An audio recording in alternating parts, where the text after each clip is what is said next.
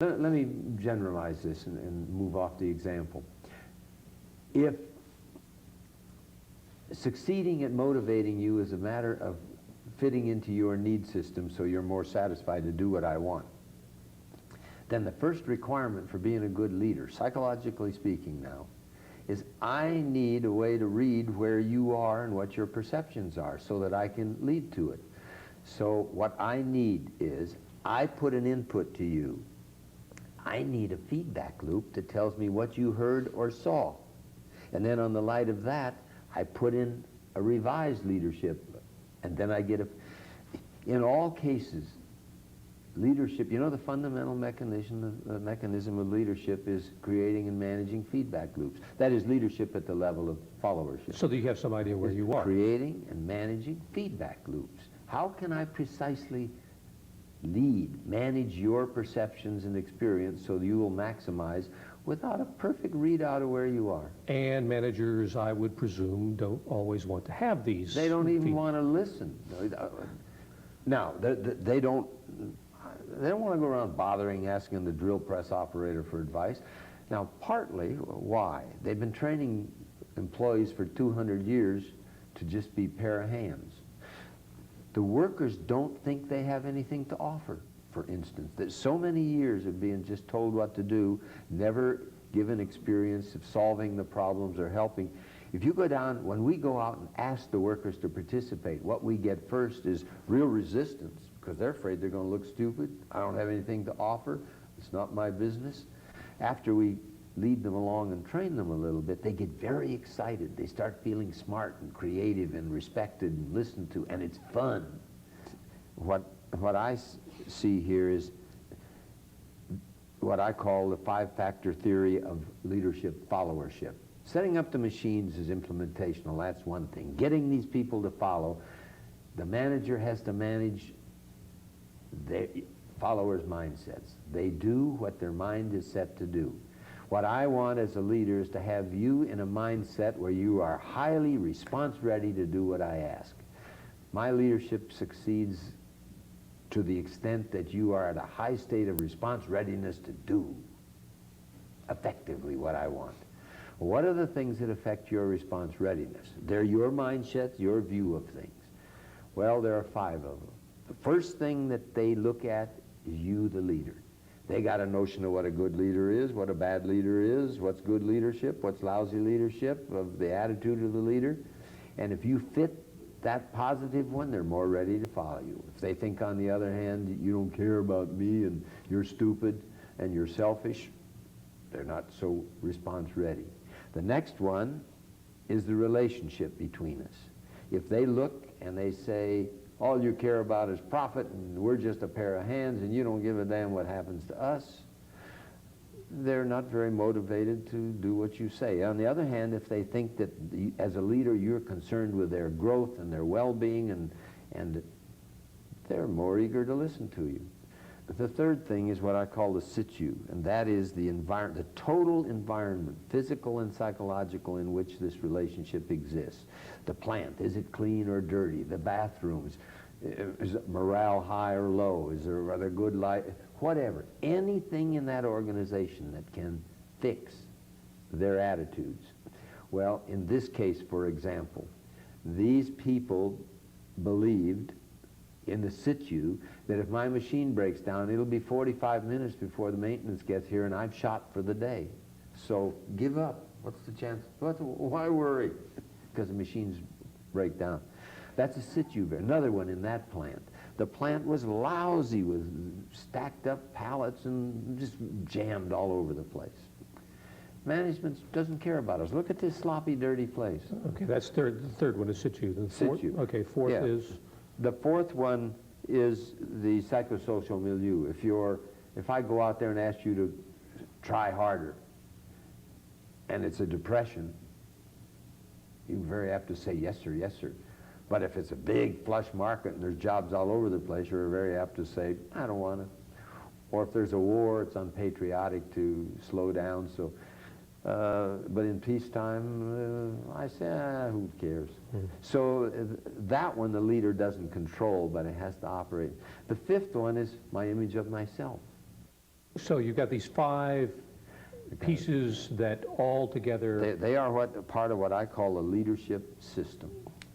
And your job as a leader is to manage that process so that they interact in such a way that they blend to put a positive mindset in the follower. And then when I come into the leadership induction, do this, they are gung-ho, let's go. See, that seems, well, it makes sense to me, but I can hear leaders saying to themselves, well, that's all well and good, but I don't have time for all that. Well, that's fine. Then you can have time putting in inspection systems, trying to do rework. And the net result is, if I don't follow, if I don't try to set these 5 standards effectively, the net result for me as a leader is... You're going to just get average leadership. You know, my experience out here in the last 40 years is that I believe management is getting from 40 to 50% of a normal motivational return from its investment in the human system. About half of what it could be. I think if that much. I've been in plant after plant, in place after place, where getting a 10, 15% increase is nothing. Which is another indication of still looking at human beings who are followers as cogs in a wheel. It's a little more than that. It's also lacking the technology. They don't know how to go out and get the people to tell you their attitude. They don't know how to do attitude surveys. Primarily, I said leadership is building and managing feedback loops. Well, let me tell what that's in the interest of. A couple of the fundamental things in psychological leadership. One is mapping the mental terrain. You have a mindset, you will do whatever your mindset is. It could be set so that it's real pro for what I want, or it can be real hostile to what I want. Looking at you, I can't tell. But if you're over there saying, I don't care, and who, blah, blah, blah, blah, you won't let me know that. Well, if I'm going to be a good leader, I've got to map your mental terrain so I know what's in there. I say leading people without knowing what's in their minds is like in a war running across a field that's got mines in it without going out with a mine detector. But Jim, let me stop you right there. You know what's happening to me is I'm hearing you say these things, and I'm thinking to myself, this is a wonderful way to get employees to be better followers and make my company run better.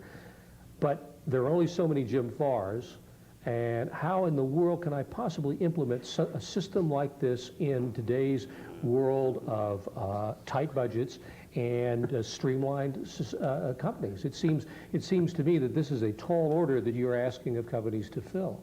Tight budget? I remember going into a shirt factory where they were having production problems.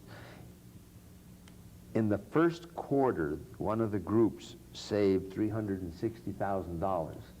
Our fees were about $20,000. What do you mean? That's a huge profit for the company. And but do they see it that way? Of course they did. They went on. Oh, I mean, they did, but I mean, do most managers see it that way? Heavens, no. That's why we're talking about all this stuff. I would hope. I mean, this is the whole new... You know, I'm sitting here with you saying, hey, we got problems in leadership because we're failing to see exactly what we're talking about. We're now talking about. Now, how are they going to do it, you say? If we professionalize leadership, the stuff I'm talking about, you don't have to be a psychologist to do it. The business I'm in is training foremen how to do it, training managers how to do it. They can do that. They know how to go out and map the mental terrain, sit there. Performance appraisal is a mapping the mental terrain. Not the way it's done. The way it's done is it turns off 80% of the people. But what it should be is performance appraisal time is when I go out there and find out your attitudes, what you see, what you want, what you expect, and get all I need as a leader to guide myself in leading you, which I can do if I know what's going to turn you on, and I'll lead you in a way which maximizes your gain, and you will maximize your response. Well, you can teach any leader to do this, but they don't know they should. You can't go to school and learn it. You can become a shrink and learn it. You know, psychology is the one field that doesn't, just beginning to develop an engineering. And it's time to develop engineering of psychology, and that's practical stuff that can be taught to any manager or leader. Where is the follower's role in this? The only reason leaders exist is because followers need them. We can't have a society without leaders. I can't have a car without leaders. We can't have a city without leaders. I need leaders. So we automatically know this, and we delegate power and set up leaders to serve us. You know, fundamentally, leaders are really nothing but servants. They're there because the people need them to serve them. But how many believe that? Hardly any leaders know that, and we haven't educated the public to the fact that as followers, those people are working for you. They're your servants. And the only reason they get away with the leadership they're doing is you're willing to follow them. Well, now, if you do that, let's look what can happen. A few number of years ago, they got so sick of it, they set up unions, and they don't follow what they used to follow. They used to have sweatshops. The followers finally got the citizens objected enough, so you can't get away with that anymore. Followers determine the leadership that exists by their willingness to follow it. We need to educate followers to what the duties, morals, ethics, responsibilities, and nature of leadership in a democracy is and ought to be, and educate them to that so that when somebody starts treating them as if they're a pair of hands, you go to a doctor. And then do what? And I mean, if you're not in a union, you have the protection of the union, what do you and mean? you recognize it's happening all over the place. We got Ralph Nader's, we got all kinds of what do you call these group suits? class action suits happening all over the place. They're suing them because there was asbestos in the plant and management didn't take care of it. We are getting more and more and more citizen mechanisms for the expression of citizen responsibleness. We need to educate our population to the limits of that and the possibilities of it. And this is it's going to take 50 years of education. So it's not a matter of just training the leaders, it's training the followers as well, so that you're working from I think we need to train the leaders so that the leaders go out and train the followers. This is the leadership you deserve. Now, another way, if to the extent leaders start leading this way and it works, followers are going to learn, they love it. They're going to get so they won't work for somebody who does it the other way. Another thing you say is only followers have the power to make their power available. That's right. If you want to see where that happens, just look at any bloody revolution where they have a dictatorship, runs them to death, and then one day they all stand up and in a bloody mess wipe them out. They finally decided to take back their power that they had delegated.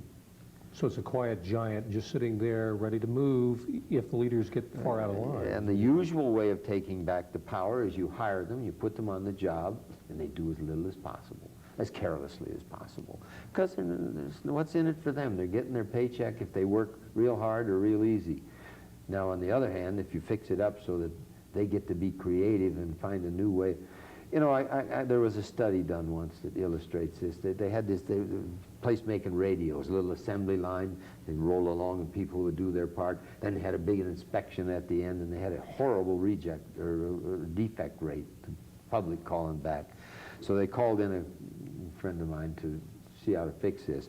He took a look for a while, and he said, I tell you what, have one person build the whole radio. Well, they said, what are you talking about? We spend years developing assembly line technology, and you want to do away? He said, no, I don't want to do away with the assembly line. As the assembly line moves with the radio, have the person walk along with it and finish the radio at each. And then at the end, have that person inspected, sign the inspection thing with their name and an instruction to the buyer, if anything's wrong with this radio, call Joe Dokes. Call the guy who did it. And? Rejects went down to almost nothing. There's something else you said. I believe it's something along the line, the followership you get is related to the leadership you provide. Correct? Followers follow because they decide to in terms of the gain for them in what's there. Therefore, the nature of your leadership shapes what they see and how they decide. And so followers, whether we as leaders would like to hear it or not, give us the power that we have. They delegate it to us. We must learn to tap into that power with an approach that convinces them to want to follow the path that we lay out before them.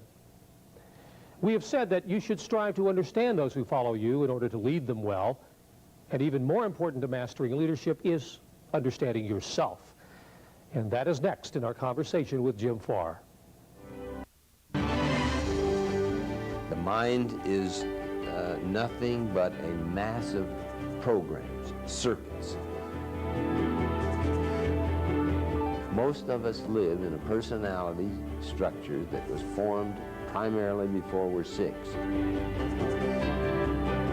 Everybody creates exactly what they want, and they want exactly what they've created.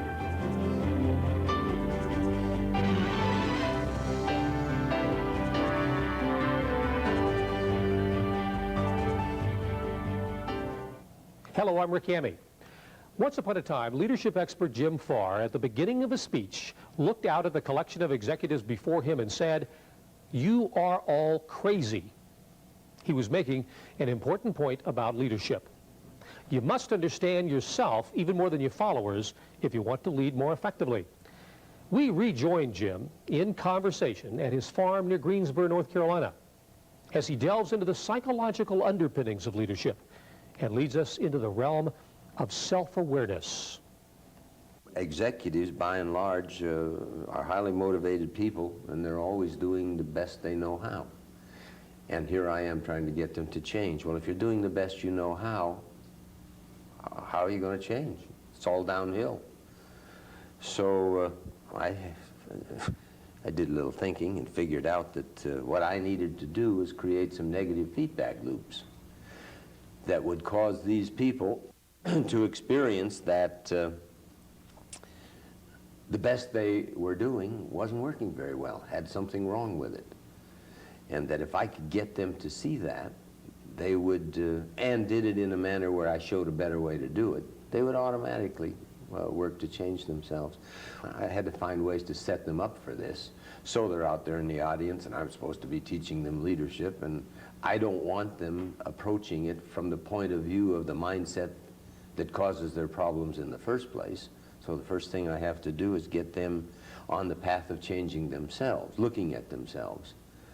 Well, they all, leaders of great ego, all are pretty satisfied with the way they are, and I start out challenging them by telling them, you are all crazy, and you don't know it, and it's interfering with your leadership. So. And what kind of reactions do you get from them when you say that to them? At first it's, but then I go on to make it make sense. Actually, I then get it set up in such a way that they feel pretty upset if they don't think they're crazy. Because if you are crazy and don't think you are, you won't do anything to fix it. But if you think you're crazy, you'll feel crazy not trying to fix it. And by crazy, you mean what? Well, I tell them, hey, let me define crazy. I've told you you're crazy, and Americans don't like to be told they're crazy. So let me tell you, you don't know what I've said about you, so let me tell you what that is. And crazy means 3 things. First, it means that you are the creator of your universe. You're God in your experiential universe. You know, you're not God, but you are the only creator within you. Nobody and nothing creates in your experience but you. And you have to be crazy to create some of the crap you've created when you're in charge. The second aspect of crazy is, and it took me years of doing counseling and therapy to catch on to this, everybody creates exactly what they want, and they want exactly what they've created. Now, despite the fact that it's giving them great pain and trouble, it doesn't mean you want the consequence, but you're always doing what you choose and want to do, whether it's working or not.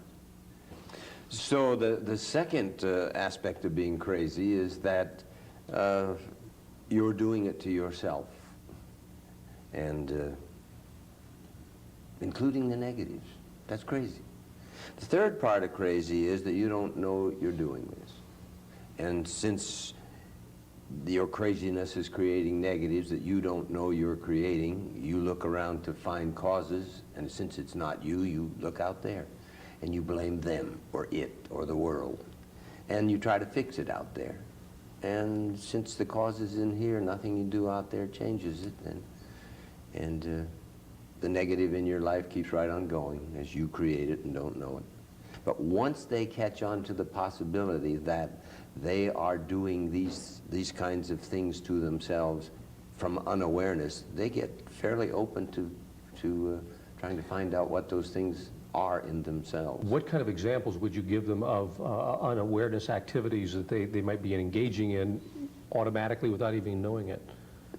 Oh, there's a lot of them, especially for the executives. I'll say, for example, one of the common problems I see with executives is that they will have a shop where they're not disciplined. They have people who are not conforming and not cooperating, and there's negative behavior out there that's interfering. But the leader does nothing because unconsciously the leader has a very strong need to be liked and a great fear of offending or angering anybody. So they try to do their leadership while being not ever offending anybody. So they won't discipline.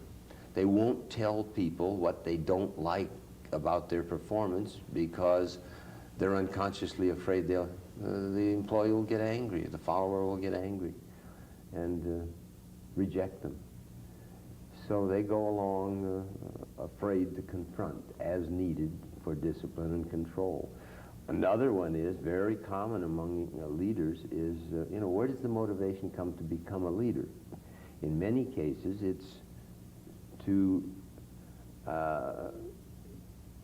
prove that an unconscious belief that I'm stupid, weak, and incompetent is not true. So I go out and I set up an act in my life of becoming strong, competent, capable, and achieving, all to prove to my unconscious self that it isn't true that I'm unworthy or inadequate. And so what is happening is this unawareness, which we're getting ready to move into here at some length, this unawareness is putting a ceiling on the growth of leaders. Would you say they can only go so far if they don't deal with this not aspect exactly. of their What I just said in part was their motivation to become leaders in many cases is a compensation for the negative belief they unconsciously hold. So out of that negativeness comes their drive to succeed. I say that I think about 80% of the world's achievement is a function of leaders going out there proving they're not stupid in response to an unconscious belief. A negative creating a positive. Negative self-image. And they compensate by going out to prove to themselves that they're capable. But they are nonetheless limited to some degree, are they not, then by this unconscious activity that's going on inside their heads? Well, with many people, for instance, if they're not out achieving and getting feedback that they're capable and that they're measuring up, they may develop anxiety. So you commonly get somebody that you call a workaholic. The only time they can relax is when they're working. They can't enjoy vacations. If they're out on vacation, they call the office all the time. And they overdrive themselves because when they're not, this negative ground of being, as we call it, generates anxiety and unconsciously. Okay, this seems like a good point to go right into this business of unawareness, negative ground of being. So lay out your theory about how this works. Well, as I said before, humans operate through their minds and their personalities. The mind is nothing but a mass of programs, circuits, hardwiring in the mind. If there's an event out here, it's perceived, and the energy goes through whatever circuit is there and into whatever outcome that is set up there. It's a physiological, hardwired system of programs that shape what you see and what you do. Now, I call those programs beliefs.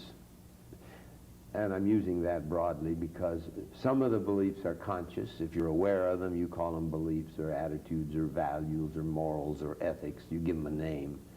But many of them you're not aware of. They're there, you're not conscious of them, but they operate on their own anyhow, just as you're not aware of the programs in the computer, but the computer does what it does, and you get on the screen the product of the button you push plus all the circuits you can't see. Well, the same happens in your mind. You, in running your life, can only do it deliberately in terms of those beliefs you're aware of, conscious of.